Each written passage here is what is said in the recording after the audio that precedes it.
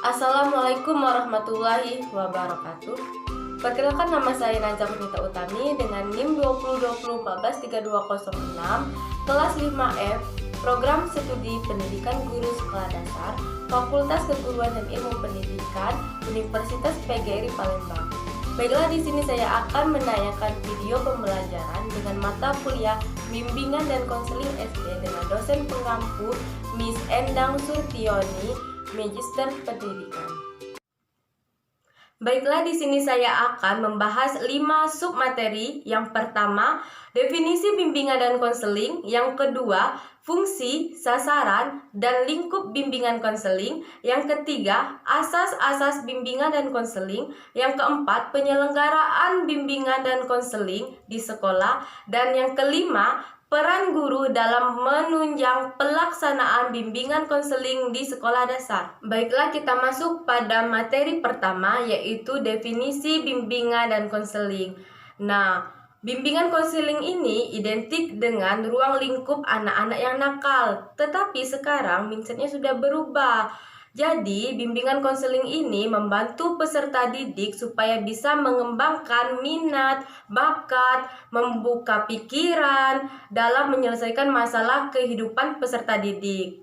Nah, di sini kita pisahkan dulu ya antara bimbingan dan konseling. Jadi, menurut teoritis, bimbingan itu pemberian bantuan kepada individu atau kelompok yang membutuhkan bantuan untuk membantu seseorang mengatasi permasalahannya atau menggali potensi yang ada dimilikinya. Sedangkan konseling itu bantuan yang diberikan oleh konselor kepada konseli atau klien secara langsung atau tatap muka dalam memecahkan masalah kehidupannya yang dilakukan oleh tenaga profesional.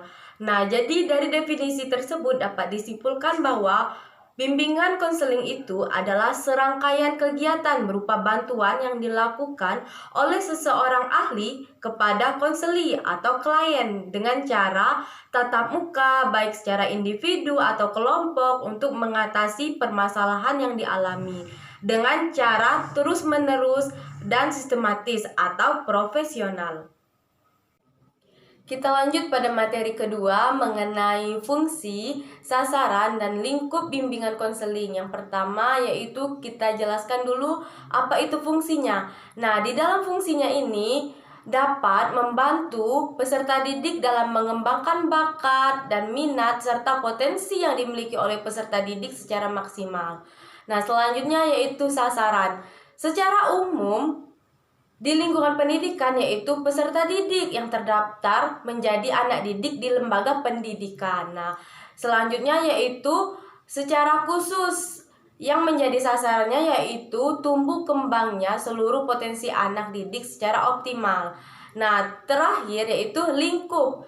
Di sekolah mencangkup upaya bantuan yang meliputi bimbingan pribadi, bimbingan sosial, bimbingan belajar, dan bimbingan karir. Baiklah, kita lanjut pada materi ketiga mengenai asas-asas bimbingan dan konseling. Di sini ada 12 asas-asas bimbingan dan konseling. Yang pertama, kerahasiaan. Yang kedua, kesukarelaan. Yang ketiga, keterbukaan. Yang keempat, kekinian. Yang kelima, kemandirian. Yang keenam, kegiatan. Yang ketujuh, kedinamisan. Yang kedelapan, keterpaduan. Yang kesembilan, kehormatifan. Yang kesepuluh, asas keahlian. Yang kesebelas, keahlian tangan. Dan terakhir, asas Tuthuri Handayani. Kita lanjut pada materi keempat mengenai penyelenggaraan bimbingan dan konseling di sekolah.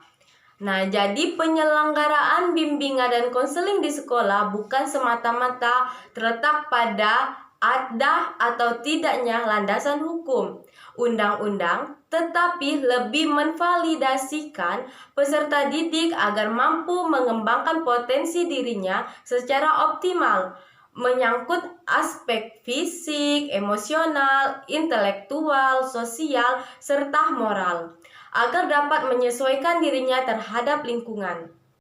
Kita lanjut pada materi terakhir yaitu Peran guru dalam menunjang pelaksanaan bimbingan dan konseling di sekolah dasar. Nah, jadi peran guru itu yaitu membimbing, meningkatkan, memberi nasihat, memberi motivasi peserta didik, mengembangkan penanaman diri melalui kehidupan siswa, dan terakhir guru juga melakukan kebiasaan nilai-nilai akhlak kepada siswa. Baik, mungkin itu saja yang dapat saya tayangkan pada video pembelajaran. Mohon maaf jika saya ada kehilafan serta kesalahan. Kepada Allah saya mohon ampun. Saya akhiri. Wassalamualaikum warahmatullahi wabarakatuh.